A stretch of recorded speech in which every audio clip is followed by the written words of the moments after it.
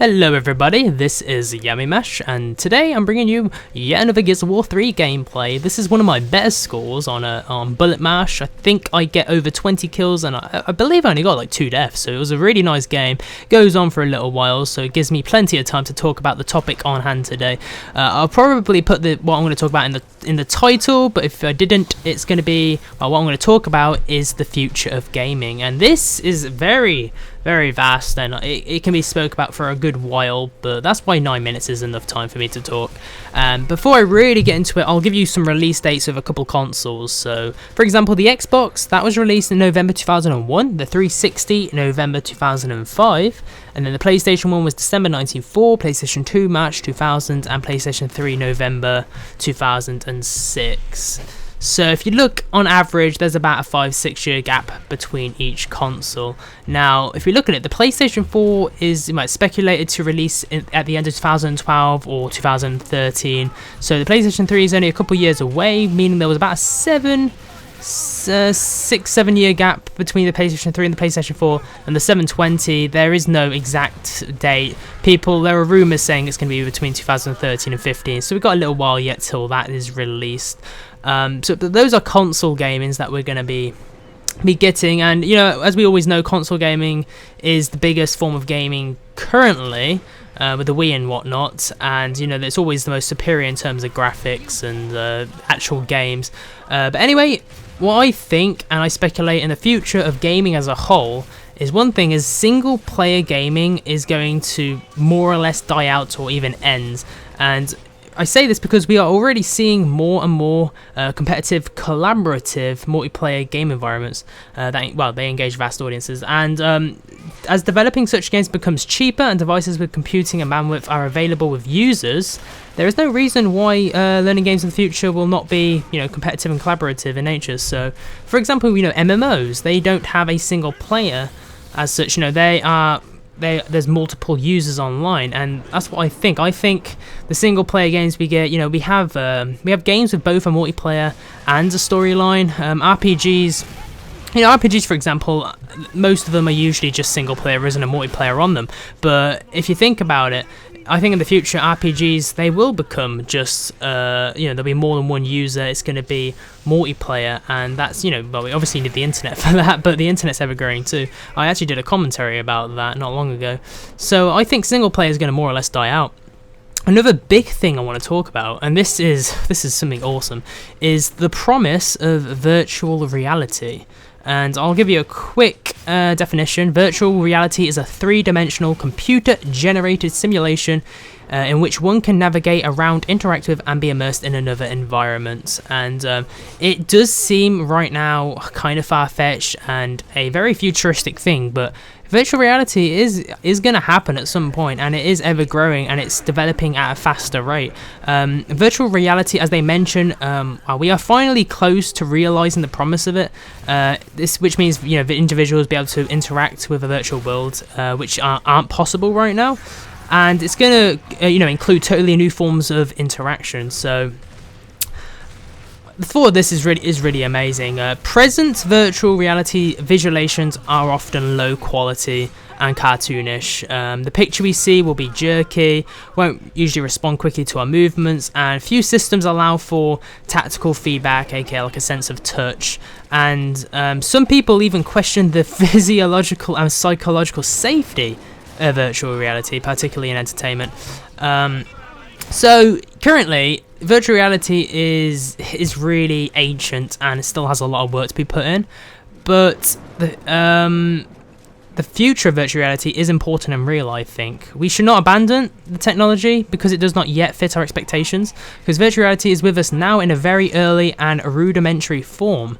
It's the state of development has been likened to the space program in the 1950s or microcomputers in the 1970s, so we're just beginning to see the potential of it. But faster computers, better software, new devices are expected to come rapidly onto the scene, the future, whatnot. That's what the commentary is about, which will improve virtual reality, and it'll increase its utility. So, better content and new applications will emerge in the years ahead. Virtual reality will come to us over the internet, reducing the need for complicated and expensive standalone equipment. Some of this is from sources, by the way, so don't let the hype fool you. Virtual reality is not fully here yet, but it will become increasingly important for individuals, companies, and our society as a whole. So yeah, that's a big area, but I'm expecting it, and I hope I'm not too old when it comes out. I don't want to be an old man. And also, this is what I found this little thing online, which sounds awesome. Just wait until Hollywood stops speculating and starts experimenting. The thought of being chased by Freddy Krueger is one thing, but to actually be chased by him is utterly terrifying. No more jumping out of seats when the face of a giant shark snaps its teeth at us. We can really know what it's like to be chased by cops speeding down a throughway at 100 miles per hour. We can feel and smell pineapples on a tropical beach. We can catch bad guys, defeat aliens in a starship battle, and have conversations with presidents in our bare feet. So, in short, virtual reality, the only limit is the imagination. So, yep, I'll get that out of the way now. It'll be interesting to see how it develops and if it's ever going to grow. And I hope one day to, I've never done anything virtual reality like. I've never been in a virtual reality game or played a virtual reality game. So I hope, before I get too old, that something comes out that allows me to play it, virtual reality like, because I just can't wait for that. Another thing, which is big in gaming, is portable gaming, mobile gaming. And currently, portable games, they don't rival the graphical technologies of console gaming. But what is remarkable about mobile gaming is the performance curve is different from what we're used to. Usually in consoles, and this is from a couple sources, is we usually see on average about a 10 to maybe 20 times leap in performance every 7-8 years, which is nice. But the performance curve of Apple, for example, they are ramping up about 9 times in a single year. I don't know if this is going to continue. But this is on average for the past couple of years, and it is both astonishing and is rising at an alarming rate. That's from a source too.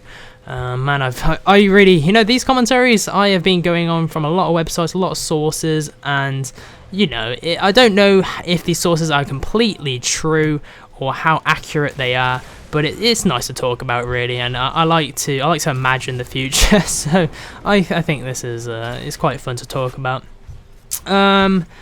So we're just now skating into the new current generation of portable devices that are capable of exponentially better things than the things that we carried around with us just a few years ago. So, currently, think about it, we have multi-core CPUs and graphic processors in the iPad 2, the Motorola Xoom, and the Sony NGP. I've never owned one of those, by the way. But current problems with mobile gaming is, they have crummy graphic drivers and the memory isn't so good. So currently, if you think about if there was, let's say, a rivalry between console games and handheld mobile games, console games, you can't really, they're not really mobile. I like that word, mobile. But they overall are better because of our current technologies. But in the future, in 10 years' time or whatnot, and he ruins my godlike, the bastard. I don't like the guy. But in 10 years' time, you got to think how fast technology is increasing and how gaming on these platforms is increasing. I've even mentioned this in the previous commentary where I talked about I think I talked about technology and stuff. So this is kind of similar, but this is just focused on the gaming side. In 10 years, I think like the technologies we have on our consoles right now is going to be in mobiles. The size of the CPUs and the graphics cards and stuff, they're going to get smaller and better, and that's usually what happens. Things get smaller, better, and cheaper, and things like our consoles, graphics, and memory, and the immersiveness in the games and whatnot is going to be condensed into a handheld mobile gaming, and it's only going to get better and better. But saying that, consoles, they have the benefits of being larger. So I think personally consoles are always going to be one step ahead of mobile gaming in terms of how good they are in terms of technology. But the thing with mobile gaming is it's so easy to carry around, and everybody can use them. But I thought this was a good topic to talk about, gaming as a whole and how it's going to increase in virtual reality. So I hope you guys enjoyed the video. It's coming to an end. If you did enjoy it, please drop me a like or a rating. I'll really appreciate it, and it drives me to do more commentaries like this. Thank you for watching, everyone. Hope you enjoyed. And as always, guys, have a nice time and take care of yourselves. Goodbye.